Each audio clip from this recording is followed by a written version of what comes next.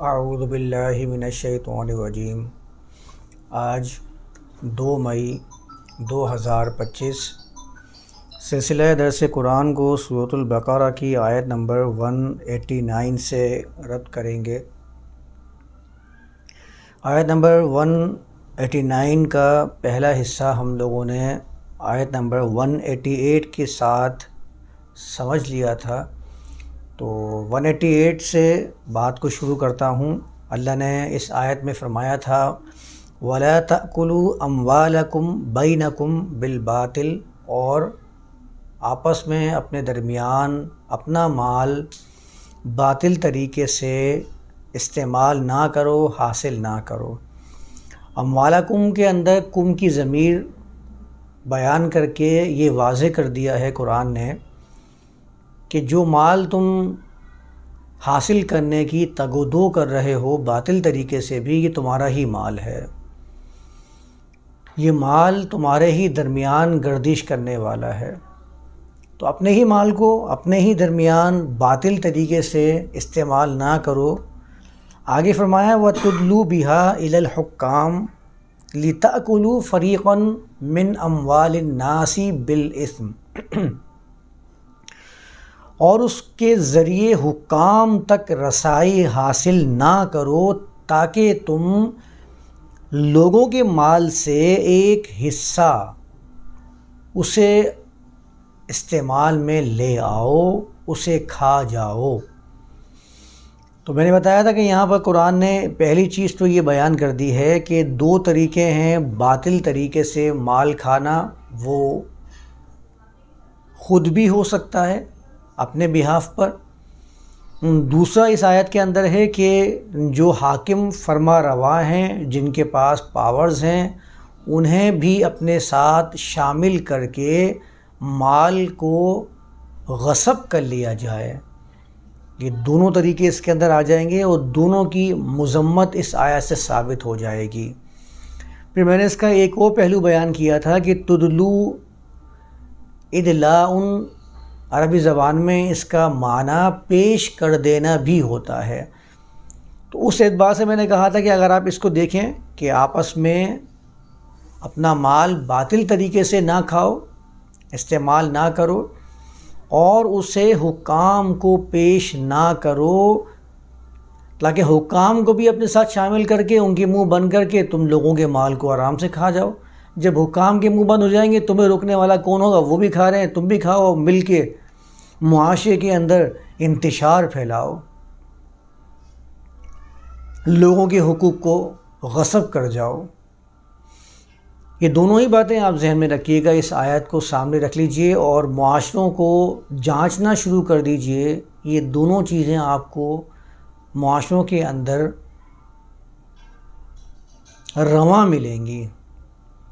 اور اس کے بعد کہا بالاسم، اسم کے ذریعے، اسم کے ساتھ، اسم کی بنیاد پر۔ اسم کے معنی میں نے بیان کیے تھے، کسی کو پیچھے کر دینا۔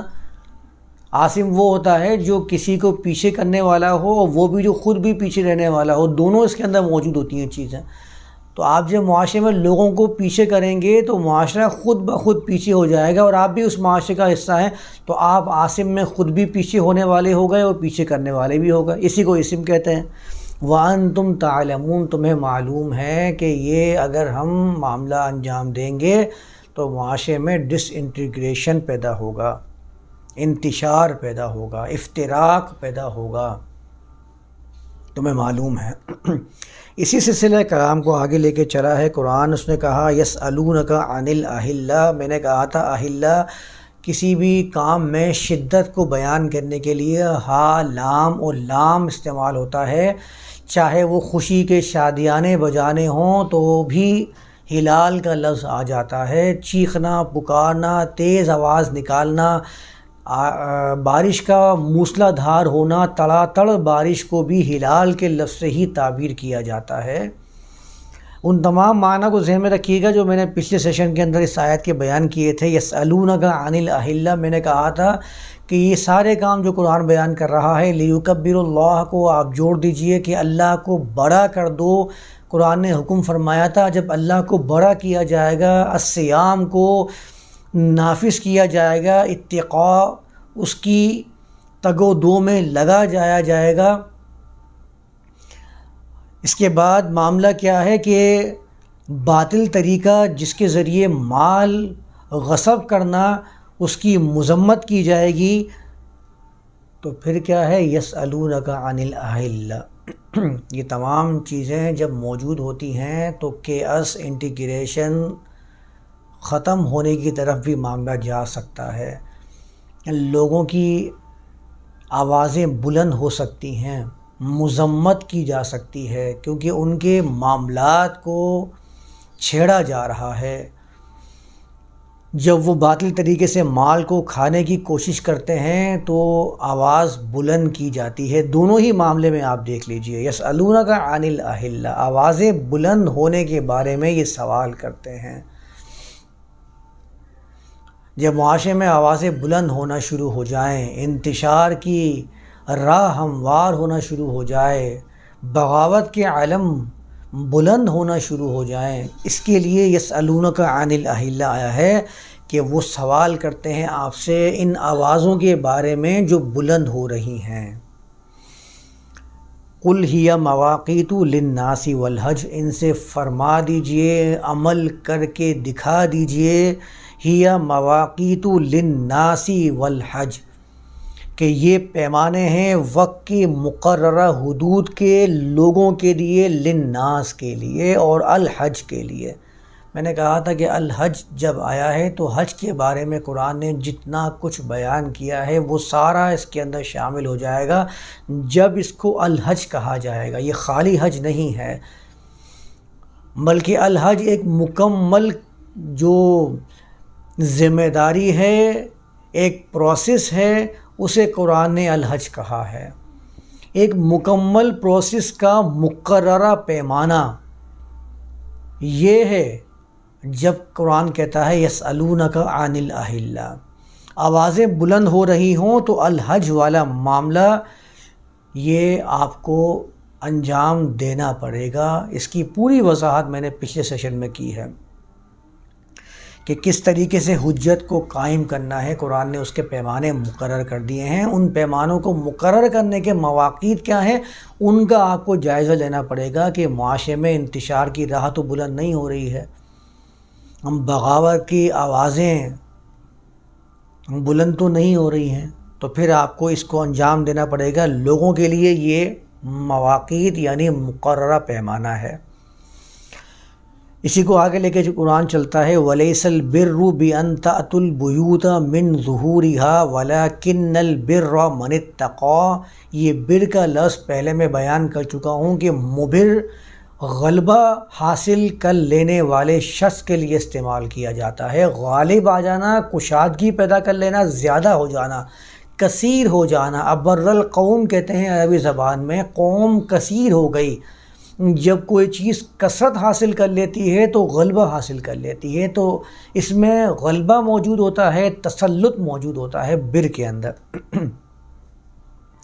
غلبہ حاصل کرنا یہ نہیں ہے، غالب ہو جانا یہ نہیں ہے، کشادگی یہ نہیں ہے۔ بِأَن تَأْتُوا الْبُيُوتَ مِن ظُهُورِهَا، کہ بیوت میں اس کے ظہور سے داخل ہونے کی کوشش کی جائے۔ وَلَكِنَّ الْبِرَّ مَنِ اتَّقَىٰ، غلبہ یہ ہے، اس کے لیے ہے کہ جس نے حفاظتی تدابیر کو اختیار کیا۔ اس کے پورے جو شان نزول والے معاملات ہیں، جو تاریخ بیان کی جاتی ہے، اس پر ہم بات کر چکے ہیں، وہ میں ابھی اس پر نہیں جا رہا کہ تاریخ میں اور اس کے شان نزول میں کیا لکھا ہوا ہے۔ شان نزول سے تو آپ سمجھ لیجئے کہ آیت کے معنی کو ایک زمانے کے ساتھ قید کر دیتے ہیں، اسی زمانے کے اعتبار سے سمجھا جاتا ہے، اور جس نے بیان کر دیا ہے اس کے ہی حساب سے سمجھا جا رہا ہوتا ہے۔ اس کی بات میں نہیں کروں گا، پہلے کر چکا ہوں۔ اتل بیوت، بیت کا لفظ قرآن کے اندر مختلف مقامات پر موجود ہے۔ سبجیکٹ ٹو کانٹیکسٹ اس کا ترجمہ کیا جائے گا۔ کہیں پر یہ بیاتن نہارن کے مقابلے میں قرآن میں آیا ہے، تو وہاں پر سب نے ترجمہ اس کا رات کیا ہے، دن کے مقابلے میں۔ کہیں پر یہ یبیتون لربہم سجدا وقیاما کے ساتھ آیا ہے تو وہاں پر سب نے اس کا ترجمہ رات گزارنا کیا ہے. کہیں پر یہ یبیتونہ آیا ہے، ما لا یبیتونہ استعمال ہوا ہے. یبیتونہ بیت تبییت، کسی پر حملہ کرنا، کوئی منصوبہ بنانا، اسے عملی جامہ پہنانا، تبییت کے لفظ سے تعبیر کیا جاتا ہے. یہ لفظ بھی قرآن کے اندر موجود ہے. بیت، بیوت، ابیات شعر کا ایک پورا حصہ کہا جاتا ہے. ابیات جس کے بیت استعمال کرتے ہیں ہم شعر کے لیے، شعر و شاعری جو ہمارے یہاں مشہور ہے پوئٹری، اس کے لیے. بیوت، بیت گھر کے لیے بھی استعمال ہوتا ہے، لیکن گھر یہ اس کا سیکنڈری اور تھرڈ میننگ ہے، پرائمری میننگ نہیں ہے. عربی زبان میں باتا رات گزارنے کے لیے استعمال کیا جاتا ہے. یہ اس کے بنیادی معنی کے اندر بتائے جاتے ہیں. عربی زبان کے اندر بیت اشرافیہ کے لیے استعمال کیا جاتا ہے. اشرافیہ اسے بھی بیت کہتے ہیں. بیت کسی مقام کو، کسی منزل کو، بیت المال کسی ادارے کے لیے استعمال کیا جاتا ہے. ایسا ادارہ جو مال کا ذمہ دار ہو اسے بیت المال کہتے ہیں. اس پر بہت تفصیل سے بات کر چکے ہیں پہلے بھی. آپ اس کے ترجمے دیکھ لیجئے. وَلَيْسَ الْبِرُّ بِأَن تَأْتُوا الْبُيُوتَ مِنْ ظُهُورٍ. ظہور عربی زبان میں مختلف معنی رکھتا ہے، وسیع المعنی ہے. تظاہرون بھی قرآن میں آئے ہیں، چڑھ جانے کے لیے، غالب آ جانے کے لیے. ظاہرون کمر کو بھی کہتے ہیں، پشت پناہی کو بھی کہتے ہیں، پچھواڑے کے حصے کو بھی پشت یعنی کہ ظاہرون کے لفظ سے تعبیر کیا جاتا ہے. ظاہر کسی چیز کا ظاہری حصہ بھی ہوتا ہے، واضح یعنی کہ کھلا حصہ بھی ظاہر کہلاتا ہے. اس کے بہت سارے معنی ہیں، کانٹیکسٹ کے حساب سے ترجمہ ہوتا ہے. یہاں پر وَلَٰكِنَّ الْبِرَّ مَنِ اتَّقَىٰ، بر کو یہاں پر اتقاء کے ساتھ اور بیوت کے ظہور کے ساتھ بیان کیا گیا ہے کہ غلبہ، کشادگی، وسعت یہ نہیں ہے کہ تم مراکز میں اس کے پچھلے حصے سے یعنی محاورے کے اعتبار سے ایسے طریقے سے داخل ہو کہ جو پوشیدہ اور چوری والا راستہ ہو. اس راستے سے مراکز میں داخل ہونا یہ آپ کے غلبے کے لیے درست نہیں ہے، یہ طریقہ نہیں ہے. وَلَٰكِنَّ الْبِرَّ مَنِ اتَّقَىٰ، بلکہ غلبہ حاصل اس کو ہوتا ہے کہ جو حفاظتی تدابیر اختیار کرتا ہے، جو اتقاء والا معاملہ کرتا ہے. آپ اس کو جیسے بھی ترجمہ کر لیجئے، غلبہ اسی کو حاصل ہوتا ہے. وَأْتُوا الْبُيُوتَ مِنْ أَبْوَابِهَا، چوری چھپے کے مقابلے میں صحیح راستے کو، صحیح تدابیر کو استعمال کرنا، اسے قرآن نے محاورہ باب کے لفظ سے بیان کیا ہے. باب ہر چیز کا داخلی راستہ، صحیح راستہ. یعنی جب باب کے اپوزٹ ظہور آیا ہے تو یہ وہ راستہ جو صحیح راستے کے مقابلے میں آتا ہے، جس کو ہم چوری چھپے کا راستہ بھی کہتے ہیں، اور مختلف اصطلاحات مختلف چیزوں کے حساب سے استعمال کی جاتی ہیں. یعنی رائٹ وے اور رونگ وے آپ یہ سمجھ لیجئے. ظاہری راستہ اور جو آپ کا چوری چھپے والا راستہ ہے اس کے حساب سے سمجھ لیجئے کہ مراکز میں، اشرافیہ میں داخل ہونا ہے تو صحیح راستے سے آپ داخل ہوں، غلط راستے سے آپ رسائی حاصل نہ کریں. اور یہ اس کا رب پیچھے سے چلا آ رہا ہے. دوبارہ سن لیجئے کہ معاملات سیاسی ہیں، سیاست میں انتشار پیدا ہو رہا ہے، عوام الناس متنفر ہو رہی ہے، آوازیں بلند کی جا رہی ہیں. سیاسی پہلو سے رکھ کے دیکھ لیجئے، بات آپ کو سمجھ میں آنا شروع ہو جائے گی. آوازیں کیوں بلند ہو رہی ہیں، اس کا پورا رب پیچھے چلا آ رہا ہے. جب اللہ کو بلند کریں گے، اللہ کے نظام کو نافذ کریں گے تو لوگ متنفر ہوں گے، لوگ اپنی خود غرضیوں کو پورا کرنے والے اس کے خلاف آوازیں بلند کریں گے. میں پہلے بھی بیان کر چکا ہوں اس چیز کو. تو اب کیا کرنا ہے؟ غلبہ حاصل کرنا ہے. پیمانہ آ چکا ہے، آوازیں بلند ہو رہی ہیں، الحج کو غالب کرنا ہے۔ تو اب کیا ہے کہ آپ غلبہ حاصل کرنا چاہتے ہیں، کشادگی پیدا کرنا چاہتے ہیں، ڈس انٹیگریشن کو ختم کرنا چاہتے ہیں، تو آپ کیا کریں کہ آپ وہ راستے، وہ تدابیر، بیوت کے اندر ساری چیزیں آ جاتی ہیں، بیت کے اندر تدابیر بھی شامل ہوتی ہیں، منصوبہ بندی بھی شامل ہوتی ہے، اور عطا کے اندر صرف آنا ہی نہیں بلکہ انجام دینا بھی پایا جاتا ہے۔ دونوں طریقے سے آپ ترجمہ کر سکتے ہیں کہ کشادگی ایسے حاصل ہوگی معاشرے کے اندر کہ منصوبہ بندی کو انجام دیا جائے اس کے بہترین طریقے سے، وہ طریقے سے جس سے وہ نتیجہ خیز ہو۔ اس کو ابواب کے لفظ سے تعبیر کیا ہے، وعد البیوت، منصوبوں کو، پلاننگ کو انجام دو اس طریقے سے جو اس کا صحیح طریقہ ہے، ایسے طریقے سے نہیں جو اس کا چوری چھپے والا پیچھے کا راستہ ہو، نہیں، اس طریقے سے نہیں۔ یہ اگر آپ نفسیات کے طور پر دیکھیں، دنیا کے قوانین کو سامنے رکھیں تو یہ بڑی اہم چیز ہے۔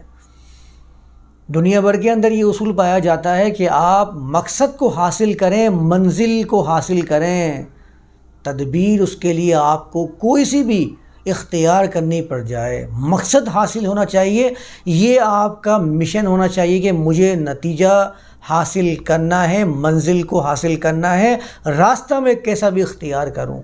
اگر آپ نے مقصد کو حاصل کر لیا تو راستے کی پوچھ نہیں ہوتی ہے۔ دنیا بھر کے اندر لوگ یہی طریقہ اختیار کرتے ہیں۔ اپنے ملک کا دفاع کرنے کے لیے کسی حد تک بھی جانا پڑے جاتے ہیں، چاہے ان کو راستہ کوئی سا بھی اختیار کرنا پڑے۔ قرآن کہتا ہے راستہ بھی صحیح ہونا چاہیے، صحیح منزل کو حاصل کرنے کے لیے راستے کا چناؤ بھی غلط نہیں ہوگا۔ وَأْتُوا الْبُيُوتَ مِنْ أَبْوَابِهَا، اپنے منصوبوں کو انجام دینا ہے تو انجام بھی آپ کو اسی طریقے سے دینا پڑے گا جیسے کہ اس کے انجام دینے کا راستہ ہوتا ہے، صحیح طریقہ۔ وَأْتُوا الْبُيُوتَ مِنْ أَبْوَابِهَا، داخل ہونے کا جو راستہ ہے اسی طریقے سے داخل ہو البیوت میں، منصوبوں کو انجام دینے کے لیے، مراکز میں اپنا غلبہ، اپنا تسلط قائم کرنے کے لیے وہ طریقہ اختیار نہیں کرنا ہے جس کو سیاست میں بھی گندا شمار کیا جا رہا ہوتا ہے۔ جب کہتے ہیں کہ سیاست یہ ایسا معاملہ ہے کہ جس کے اندر جو کچھ کرنا پڑے کرسی کو بچانے کے لیے، اپنے پاور کو محفوظ کرنے کے لیے وہ اختیار کیا جائے، قرآن کہتا ہے نہیں، راستہ بھی صحیح ہونا چاہیے، من ظہوریہ نہیں ہونا چاہیے۔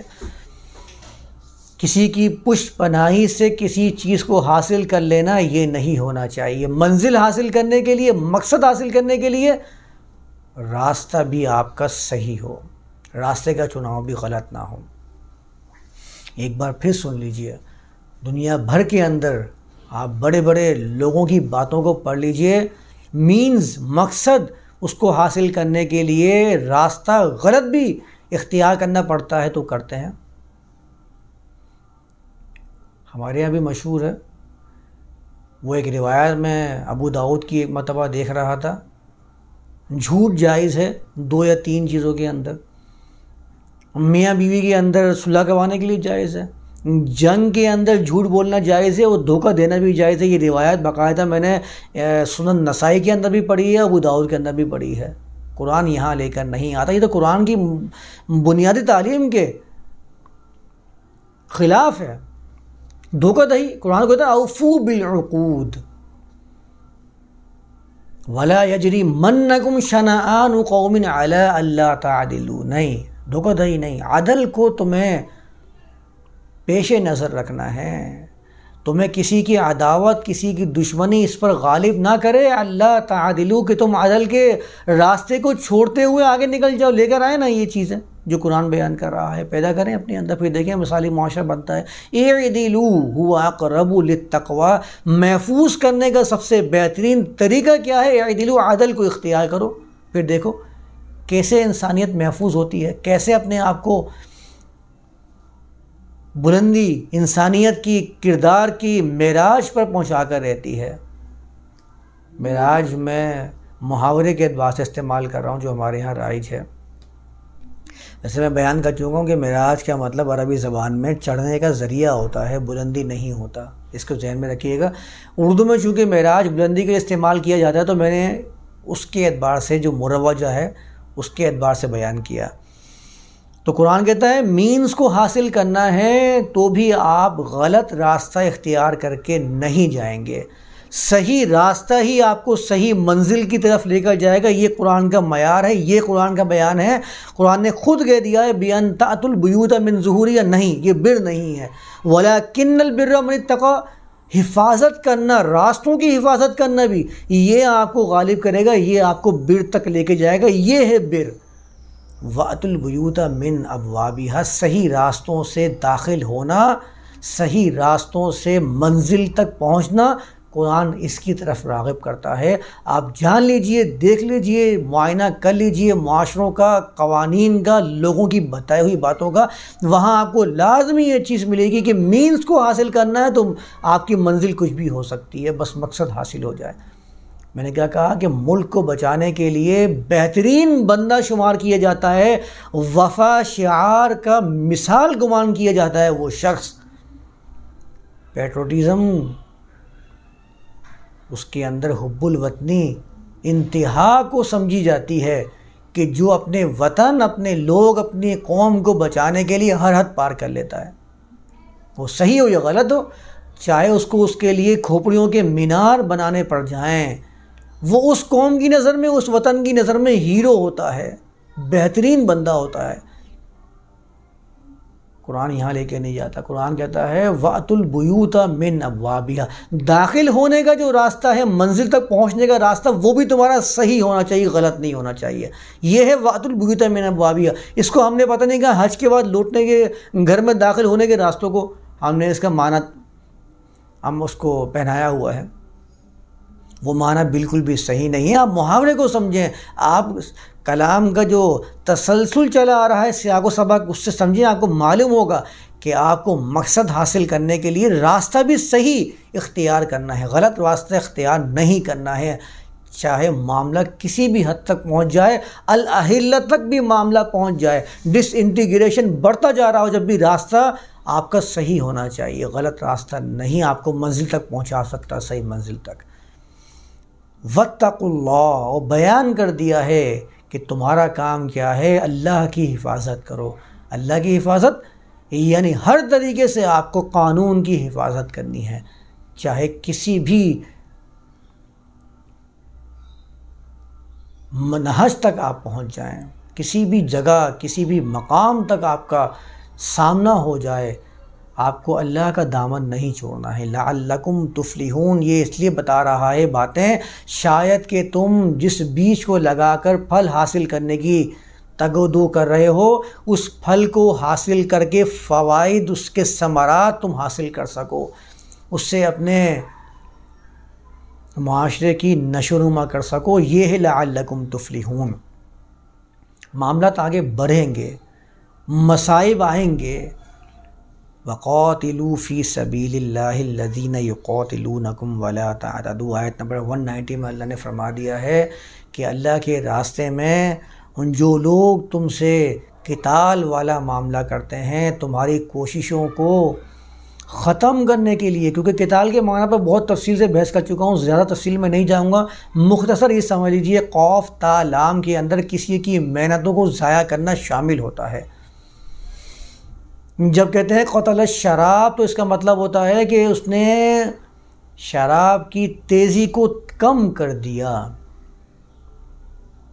کسی کی تیزی کو کم کر دینا۔ قتل کے اندر بھی تو یہ کرتے ہیں، کسی کو جان سے مار کے اس کے مشن کو ختم کرنے کی کوشش کرتے ہیں کہ جتنی تیزی سے یہ پروان چڑھتا جا رہا ہے، اس کی پروان کو اگر ختم کرنا ہے تو قتل جان سے مار دو۔ اس لیے قتل کا معنی جان سے مارنا بھی ہوتا ہے۔ تو وہ لوگ جو تمہارے معاملے کے اندر تمہاری کوششوں کو ختم کرنا، ماند کرنا چاہتے ہیں، تم ان کے مقابلے میں ڈیفینڈ کرنا، ان کی کوششوں کو ماند کرنا شروع کر دو، اس کو قتال کہا جاتا ہے۔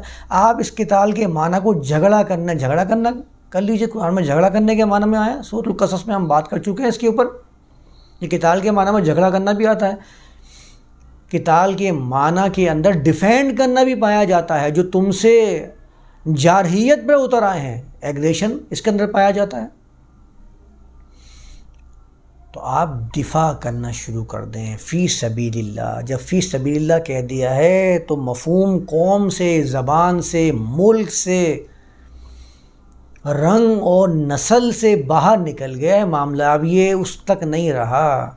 ہم نے تو اس کو یہیں تک سمجھا ہوا ہے کہ اس نے اگر زبان سے یہ الفاظ ادا کر لیے ہیں تو بس اب یہ میری کیٹیگری میں شامل ہو گیا۔ پھر بعد والوں نے اس معاملے کو سمجھتے ہوئے راستوں میں لائنیں لگا کر آپس میں تفریق کرنا شروع کر دی۔ معاملہ یہ ہو گیا کہ کہنے والا چاہے ایک ہی زبان کا ہو، ایک ہی فکر کا ہو، لیکن اس لائن کی بنیاد پر، جو بارڈر پر لائنیں بنا دی گئی ہیں، اس کی بنا پر وہ غیر ہے، وہ غیر ہے۔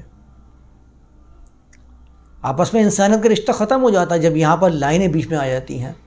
یہ میری قوم کا ہے، وہ تیری قوم کا ہے، تو اپنی قوم کو ڈیفینڈ کر، میں اپنی قوم کو ڈیفینڈ کرتا ہوں، پھر اس کے لیے مجھے کچھ بھی کرنا پڑ جائے، کوئی سا بھی راستہ اختیار کرنا پڑ جائے، اپنی قوم کو دفاع کرنا میرے لیے یہ حب الوطنی کی بہترین مثال ہو سکتی ہے۔ اگر میں نے نہیں کیا تو میں وطن سے محبت کرنے والا نہیں ہوں، تو میری اس وطن میں کوئی گنجائش نہیں۔ میں نے باقاعدہ یہ الفاظ سنے ہیں لوگوں کی زبان سے۔ یہ پوجا نہیں ہے، پرستش نہیں ہے، تو مجھے بتائیں یہ ملک کی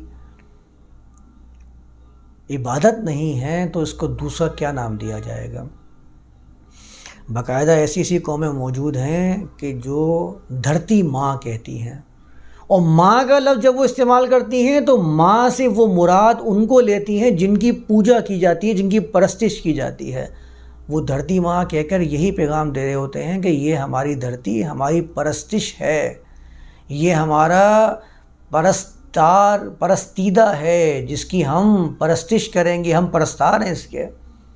قرآن نے تو جگہ جگہ الہ، جب کہا لا الہ الا اللہ، تو وہاں پر کیا آپ کی زمین کا وہ ٹکڑا جس کے اندر آپ اپنی زندگی گزار رہے ہیں وہ شامل نہیں ہے؟ لا الہ کے اندر تو الہی الوہیت کا اگر اس نے درجہ اختیار کر لیا ہے، مقام حاصل کر لیا ہے آپ کی نظر میں، تو کیا لا الہ میں اس کو چھوڑنے کی اجازت نہیں ہے؟ آپ اس کو وہاں سے نکال کیسے سکتے ہیں؟ وہ زمین کا کچھ ٹکڑا جس کے لیے آپ جان دینے کو تیار ہو جاتے ہیں، اور سامنے والا چاہے آپ کی فکر کا ہی کیوں نہ ہو، آپ اس کو ختم کرنے سے دریغ نہیں کرتے، تو کیا یہ پرستش میں نہیں آتا ہے؟ کیا جب کھڑے ہو کر آپ وہ ترانے پڑھ رہے ہوتے ہیں جس میں آپ یہ سمجھتے ہیں کہ میں اپنے اس زمین کے چند ٹکڑوں سے وعدہ کر رہا ہوں، وہ ٹکڑے جو نہ سن سکتے ہیں، نہ بول سکتے ہیں، نہ آپ کی حفاظت کر سکتے ہیں، آپ ہی اس کے محافظ ہوتے ہیں، جب وہ کھڑے ہو کر آپ مختلف جیسچرز وہ شو کر کے بتا رہے ہوتے ہیں کہ اس پر تو سب کچھ قربان ہے، تو کیا یہ پرستش کے زمرے میں نہیں آتا ہے؟ اگر یہ پرستش نہیں ہے تو پھر پرستش کسے کہتے ہیں؟ مجھے یہ سمجھا دیا جائے۔ کسی بھی طریقے سے آپ یہ دیکھ لیجئے، کسی بھی معاملے کے اندر رکھ کر دیکھ لیجئے، قرآن فی سبیل اللہ کہتا ہے تو عالمگیر مفاد کی بات کرتا ہے، اس بات کو ذہن نشین رکھ لیجئے۔ وہ انسانیت کی بات کرتا ہے، وہ زمین کے چند ٹکڑوں کی بات نہیں کرتا جس کی کوئی حیثیت نہیں ہے۔ کل آپ یہاں پر نہیں تھے، آپ نے خود سے ہی اس کو لائنیں لگا کر شمار کرنا شروع کر دیا ہے کہ بس یہی ہے جو ہے، اب اس کے علاوہ کچھ نہیں ہے، یہ ہے تو میں ہوں۔ آپ نے یہاں تک الفاظ سنے ہوں گے کہ اگر یہ ملک ہے تو میں ہوں۔ کیوں؟ اس کا نام رکھنے کے بعد آپ نے یہ کیسے گمان کر لیا ہے کہ بس یہی ہے جو ہے، اس سے باہر نکل کے دنیا کا وجود ہی ختم ہو جاتا ہے میرے لیے، جبکہ آپ تو اس پوری دنیا کے لیے پیدا کیے گئے تھے، انسانیت تو پوری دنیا کے لیے پیدا کی گئی ہے، اور یہ زمین تو اللہ فرماتا ہے وَالْأَرْضُ لِلَّهِ، اللہ کی ہے یہ ارض، اس کو آپ نے اپنے لیے خاص کر کیسے لیا اور دوسرے پر ممنوعات شمار کرنا کیسے شروع کر دیا ہے؟ کتنا ظالم تھا وہ شخص کہ جس نے 4 نشان لگائے اور چاروں سمت سے اپنے آپ کو محفوظ کر کے یہ گمان کرنا شروع کر دیا کہ اس چار دیواری کے اندر جو میں نے نشان لگائے ہیں یہاں دوسرے کا داخلہ ممنوع ہے اور اس کے لیے جائز ہی نہیں ہے کہ وہ اس زمین پہ آ سکے، داخل ہو سکے۔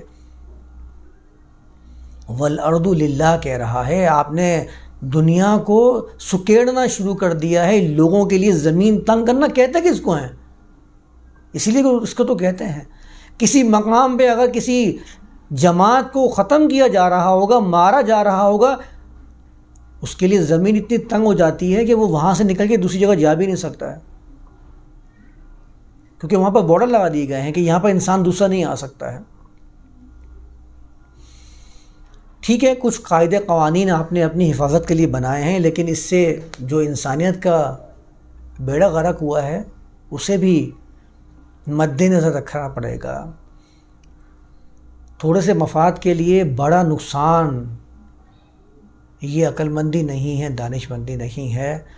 کچھ لوگ کہتے ہیں کہ آپ نے کیا کر لیا ہے یہ باتیں کر کے، آپ نے کون سا تیر مار لیا ہے، کون سا آپ کی باتوں کو کوئی سمجھے گا۔ ان باتوں کو صرف کتابی حد تک رکھا جائے تو بہتر ہے۔ روشنی کا دیا جلانا، اپنے آپ کو اندھیرے سے بچا لینا، یہ بھی بڑا کام ہے۔